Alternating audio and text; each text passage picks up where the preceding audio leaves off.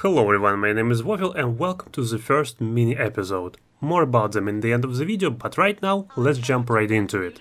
We all know that in GTA San Andreas there are multiple ways to heal. Buying food or drinks, getting in an ambulance, saving the game, etc.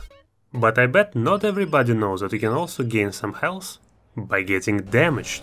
Some players notice that when you fall off a bike, sometimes you're not losing health, you're getting health. But it only seems to work when your health is very low initially. Why does it work? How much is very low exactly? Let's find out. The code responsible for damaging was completely rewritten in GTA San Andreas and has very little in common with previous GTAs. Unfortunately, we cannot find it in the ongoing reverse engineering project or in partially leaked sources. But I got help from Nick007J and XYT. Nick told me the name of the function, XYT reversed it, and Nick helped me to make the code more readable, so I actually have something to show you. You can say that everything was done for me, and I only have to present the results. Guys, thank you for the help. And here is the function I was talking about, class CPET damage response calculator, function compute will kill pet. The very first condition checks the pedestrian who is taking the damage, the victim. If it is our player, then we're checking if the bulletproof cheat was enabled. That's no one can hurt me, but most of us know it as Baguvix. If so, we check the type of the weapon that was used. If it's less than last weapon type, then we return from the function and our player is not taking any damage. But what does this condition mean? To answer this question, we are going to use MTA, a famous multiplayer mode for GTA San Andreas. It has a list of all weapon types, including last weapon type that we just saw. And the condition basically means that if the weapon type is located earlier in that list, then we are not taking any damage. And here we have all of the weapons. Minigun, a rocket launcher, AK-47, grenades. You get the point. So the bulletproof cheat is more like the invincibility cheat. However, you can still get damaged. For example, if you get run over by a car or if you are drowning. But let's go back to the code. This part was definitely not what we are after. And so is the next one that checks if a pedestrian is going to die instantly from the damage that they are taking. But we know that not only are we not dying, we are actually healing. So let's continue. The next condition checks if the damage that we are taking is from falling. And if so, we check the jumped out of moving car flag. Nick told me that this flag is set only when we fall off a bike, even though the name of this variable suggests a completely different thing. And I actually checked. Unfortunately, we don't heal if we jump out of a moving car. Well, it is what it is, but we are definitely on the right track, so let's continue. First of all, we say that we are not going to instantly die. That's good.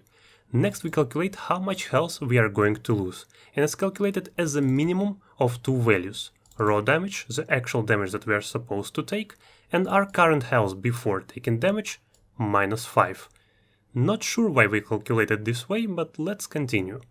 Next line sets our final health after taking damage to a maximum of two values. Our health before taking damage, minus raw damage, and 5.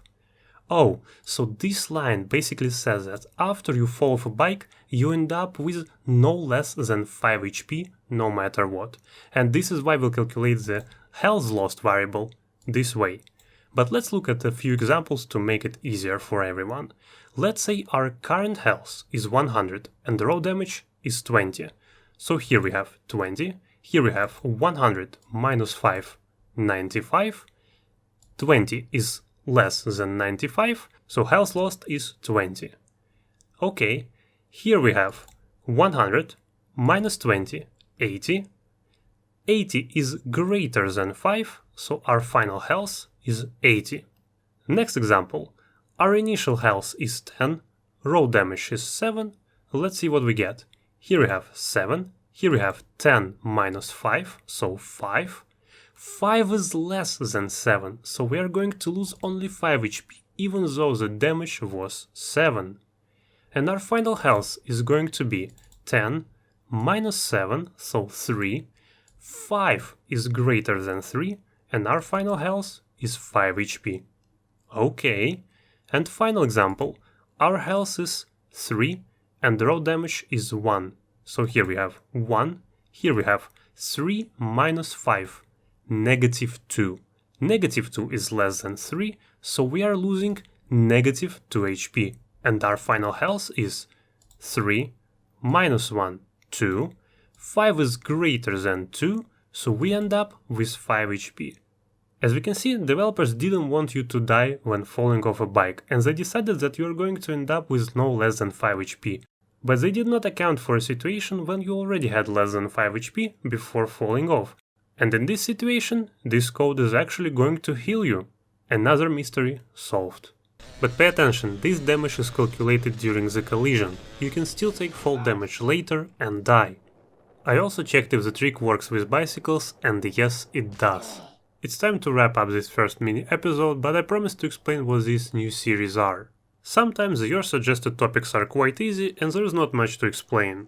Sometimes it's the opposite, the code can be extremely difficult and there is no point in diving deep. It would be much better to explain it in general terms in a way that everyone can easily understand. And sometimes we don't have the code and there is nothing to show, just like today. In these situations, I can make a video relatively quickly, compared to full episodes where I usually spend months. So, to fill the void on the channel, I decided to make these mini episodes. I'm going to choose the topics myself, however there is still going to be from your suggestions, just without a poll. But, for example, if you want to know why in GTA San Andreas every cheat code has multiple key combinations, let me know, that's another perfect topic for a mini episode.